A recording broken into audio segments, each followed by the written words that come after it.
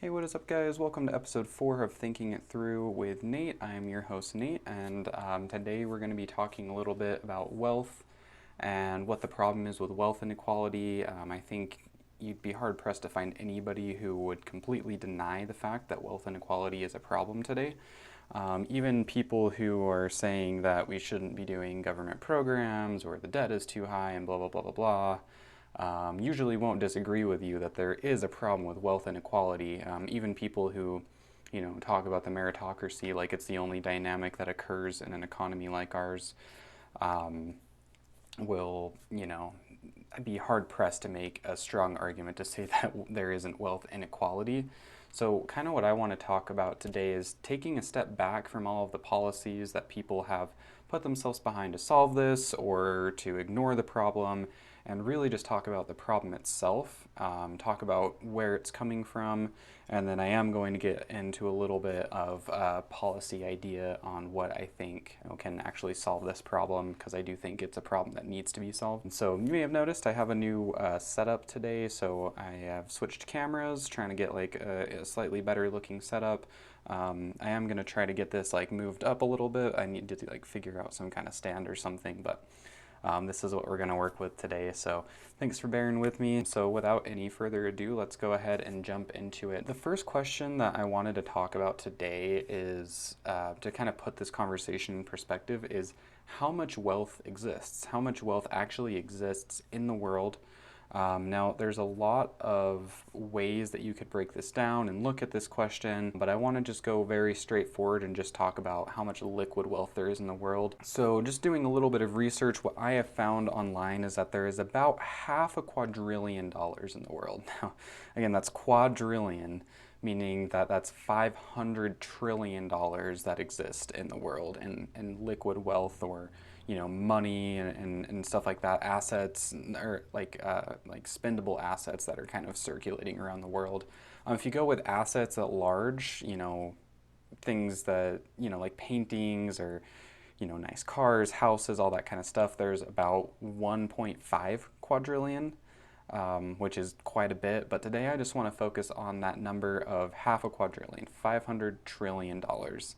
And so one of the biggest things why I think this is important to look at is because right now there's a lot of people talking about, to solve wealth inequality we need to tax the millionaires and tax the billionaires, and they're the problem, and that billionaires shouldn't be allowed to exist, and because they're taking so much, that's why so many other people have so little.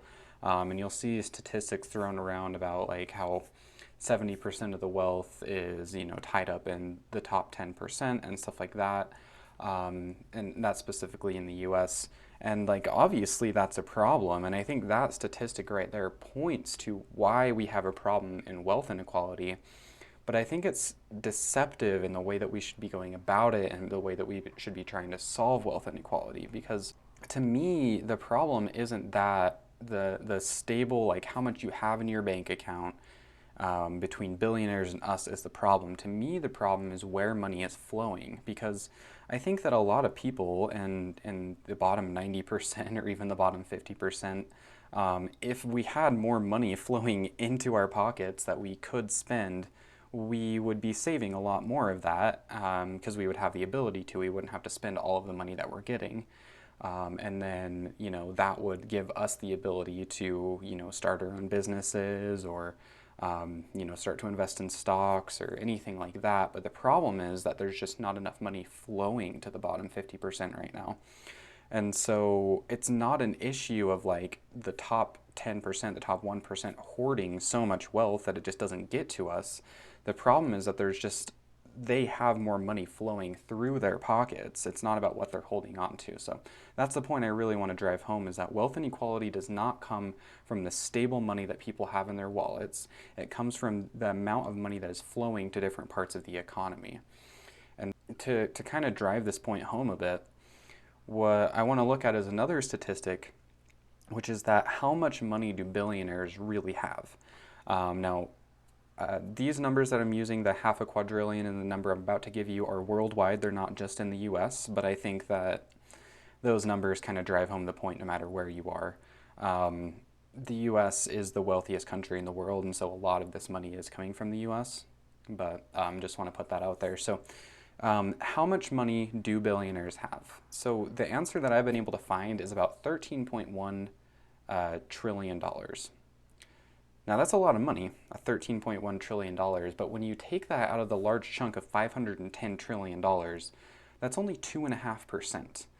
Um, that's not that much. That means there's still tons and tons of money left out there for other people to get and money that's flowing around the economy.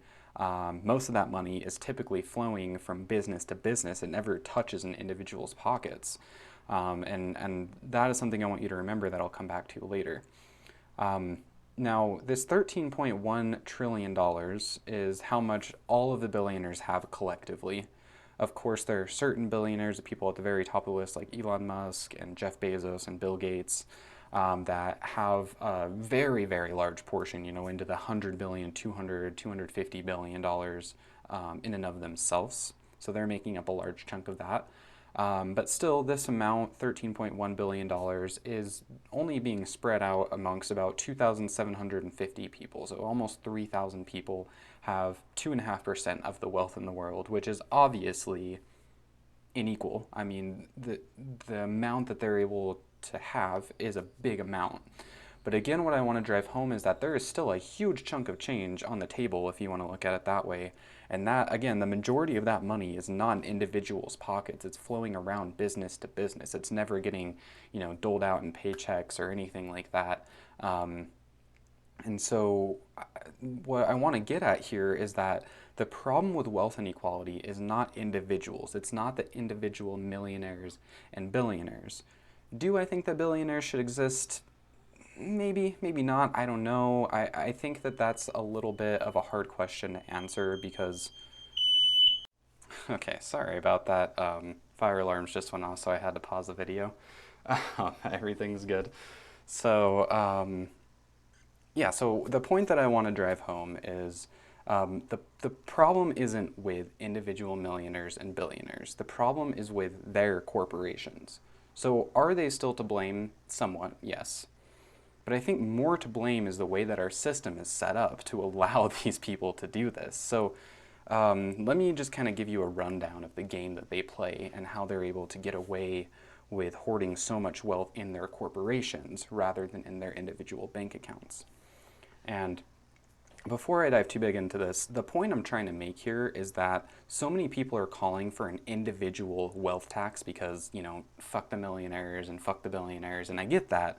I get it, I do, but the problem isn't with their individual wealth. So that if we try to solve this problem of wealth inequality by taxing the millionaires and the billionaires, it actually won't solve the problem. And so that's what I'm trying to get this word out about, because if we're going to be solving such a big problem as wealth inequality and solving the problem of how our economy should be working, right, to set it up to be more of an actual meritocracy where, your work and what you do and the value that you bring to society actually does kind of determine how well you do. And basically what that is equal opportunity. That's what we should be providing, is equal opportunity. If we're to solve that problem, we need to be thinking about this in like the biggest brain possible way that we can. We can't be just saying like, oh, well, these people are rich, so screw them and let's take their money and give them to the poor people. That's not the problem. The problem is that in our economy, most of the money, again, is never hitting individual pockets. It's actually just staying within corporations, going from business to business, or even staying within one singular business. So Amazon is actually a perfect example of this. So the reason that we have this wealth inequality, on the biggest scale, it's because the way that our system from the government is set up isn't actually set up to give equal opportunity. And so those are going to be some of the solutions that I'm going to propose. But before we can actually offer equal opportunity, we need to make sure that everybody's paying their fair share in taxes.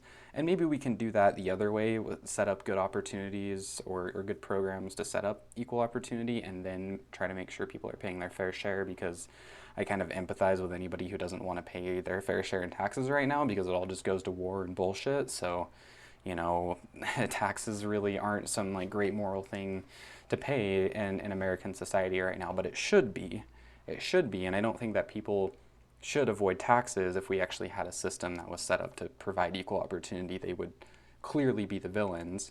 And I think part of the reason that corporations are able to get away with not paying their fair share in taxes right now is because so many people understand that exact fact, that even if everyone was paying their taxes, it would all just go to funding war and all this other, bullshit. So we'll get to some of that, but first, Amazon, and this is the example I want to use because Amazon has basically paid an effective tax rate of 0% over the past few years.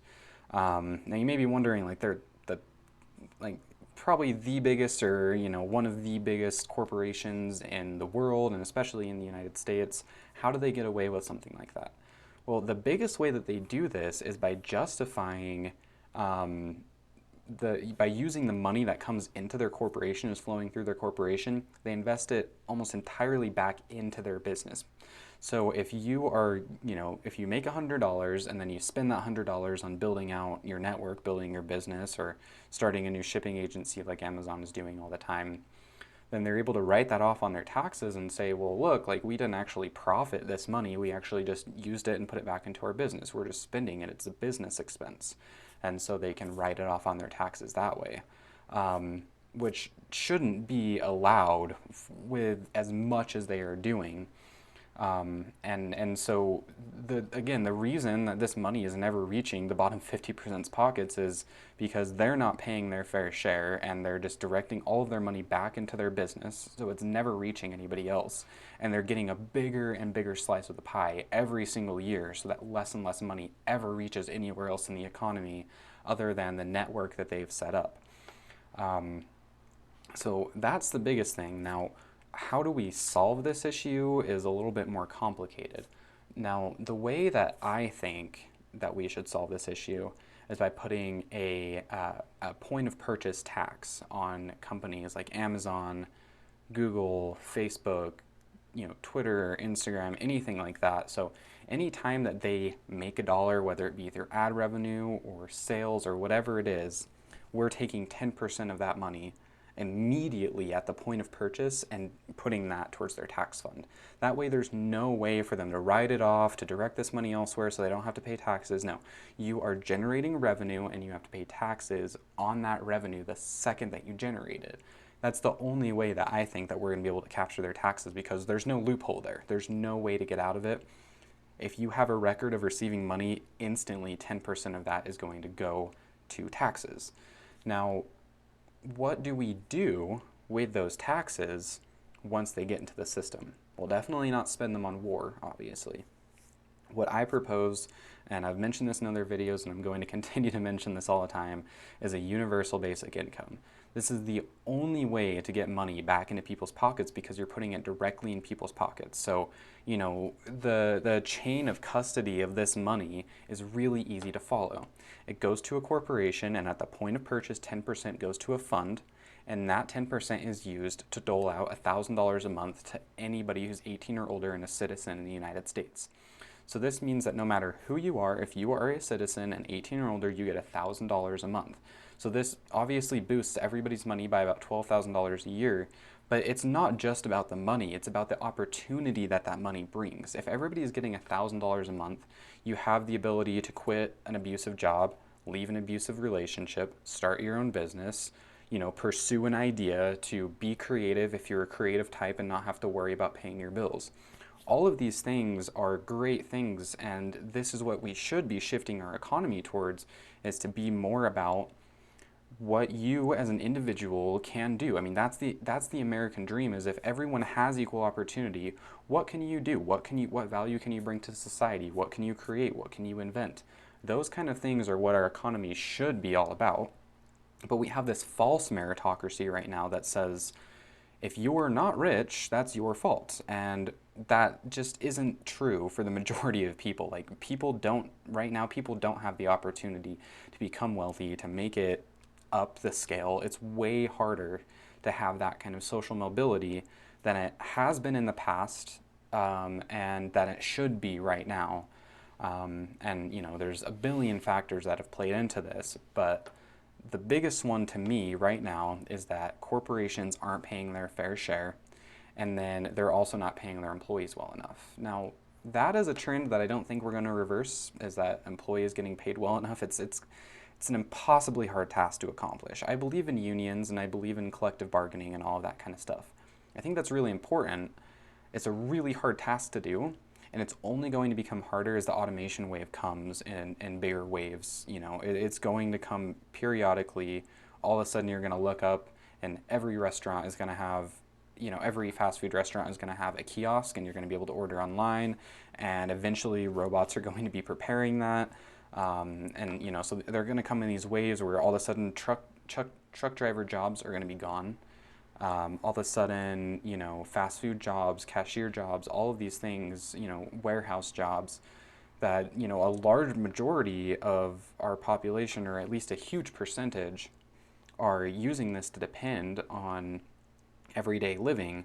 Now, in the past, it used to be kind of better because you could rely on those jobs, and that was the only way that these companies could make it, and they understood that, and they treated their employees well, and they should, and that's a huge problem, and people should be paid fairly and compensated for making these individuals extremely wealthy. But if we're looking at ways to do this outside of the workplace, such as a wealth tax, we need to realize that a wealth tax on individuals is not going to be the solution. The solution is going to be a point of purchase tax on the corporations that are driving so much money through our economy.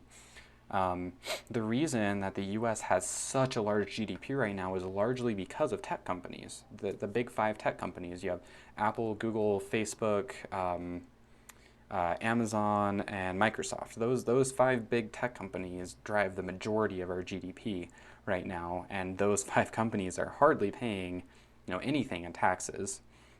And then they're also not paying their employees that well. So it just turns out that no money is going to the bottom right now. We should fix them paying their employees correctly and well. But again, I think that's going to become harder and harder to do as the automation wave comes, because they're going to just turn to robots. And then now people aren't going to be making any money.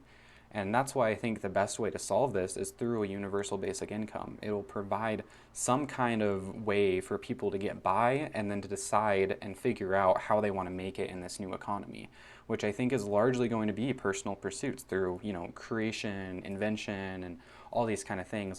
There are going to be jobs like engineering and artists and all that kind of stuff that we're not going to automate away. We need this creative part of our brain. That's what's going to drive our economy. It's all going to be about creativity from here on out, and whether that be creativity through, the part of your brain that, makes you an engineer, or creativity through the part of your brain that makes you more of an artist. But creativity is going to be the key point of our economy moving forward. And so that's why I like the solution of universal basic income so much, because that provides people that basic ground, that equal opportunity to do what they can do, to offer what they can offer. And if you happen to be somebody that, just wants to live your life and go to work every day, well, then there's going to be an emergence of community roles again, where we actually start to have, an active neighborhood or an active community again, where we know our neighbors and we're helping provide for them, and we can create, sorts of communities and feedback roles where that helps us sustain ourselves and gives us purpose. And another idea is called time banking. This idea is where a community sets up some kind of system where if you go and help someone, then you get a little bit of time bank cash, and eventually you can cash that out in the community for other people helping you out, or even for money through the government if we want to set it up that way. But either way, our economy is going to shift towards creativity and community. And I think that while it's terrible that corporations aren't paying their employees well enough, it's eventually going to be a losing battle that we should continue to fight until the end.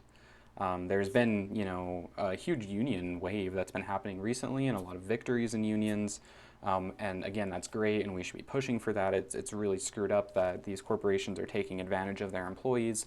But, as we move forward and start to advocate for something to try to fix wealth inequality, if we want to go about this through policy and outside of the corporations themselves, the best way to do that is through a universal basic income and by putting a point of purchase tax on the corporations.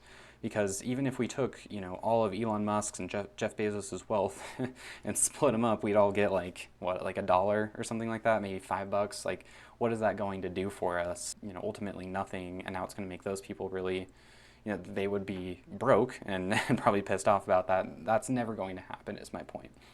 And so even, it's more likely that we would take 10% of their wealth or something like that, but that would do nothing. Like, we could start probably ineffective government programs from that, but that doesn't do anything to make individuals' lives better on the day-to-day basis. And I think that's what government should be all about, is about improving our day-to-day lives. I mean, I can't remember, hardly anything that's been done other than like the stimulus checks, again, UBI, right? The stimulus checks that have actually affected my life. Anything that the government has done has affected my life on the day-to-day basis. I mean, maybe the Affordable Care Act.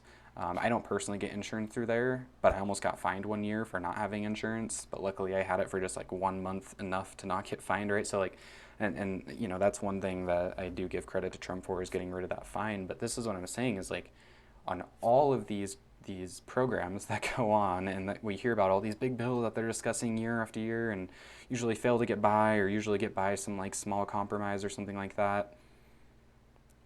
What does it do for us? If you think about your day-to-day life, like, maybe it's been progressively getting worse over the past 10 years.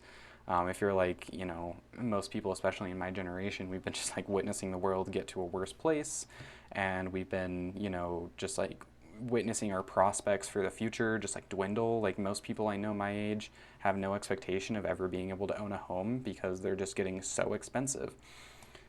But the government doesn't seem to care about that. They care about the deficit and raising the military budget and stuff like this. So we need to shift the role of the government to being something that actually affects our day-to-day lives. It's not about these ineffective programs that we see fail time and time again, and that they waste tons of money on, and all this kind of stuff. Even welfare programs are a great example of this. Like, obviously I believe in some sort of quote-unquote welfare if I support a UBI, but I don't think that things like food stamps and disability and stuff like that are actually going to really help, because those are programs that typically encourage people to stay below the poverty line so that they can continue to get these benefits.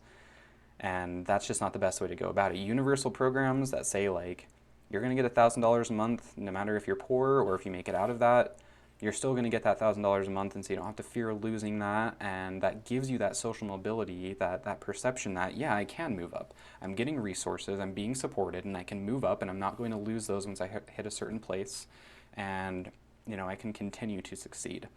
So that's what I think that we need to do.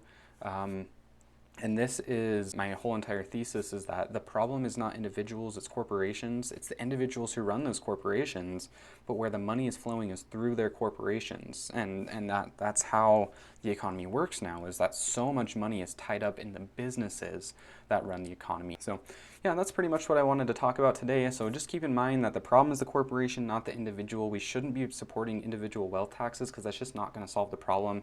Like, I'm with you, screw them, they suck, let's take their money. I get that perspective. I get that, but for one, it's not effective, and for two, it's not an effective message either. So, we need to be saying, look, we don't care about your individual success. Like, that's great. Like, the fact that you acquired $1 billion is actually kind of impressive on some kind of level. The economy is definitely rigged to support those people who have already made it so that they continue making it, yes. But, trying to like go after them with pitchforks and take their money is just not an effective message nor an effective technique. So, we need to just, use the message that all we're trying to do is give equal opportunity for all Americans to move up and continue to try to move up, continue the American dream. We shouldn't be perpetuating this idea that there are just some people who are just going to be poor their whole lives and that's their role. Like, we do not have a caste system in America. It shouldn't be like that.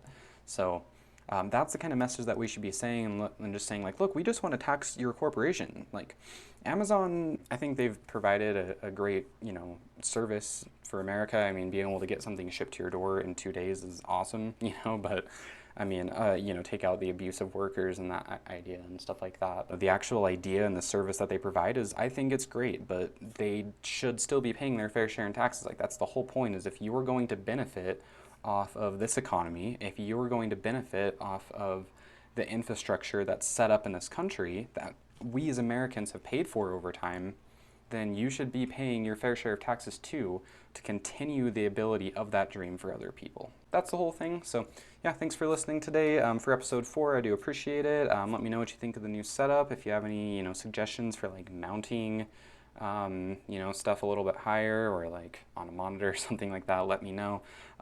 Leave comments below. Don't forget to like, subscribe, and hit that bell, as I've heard that's really helpful for the YouTube algorithm to kind of boost me up.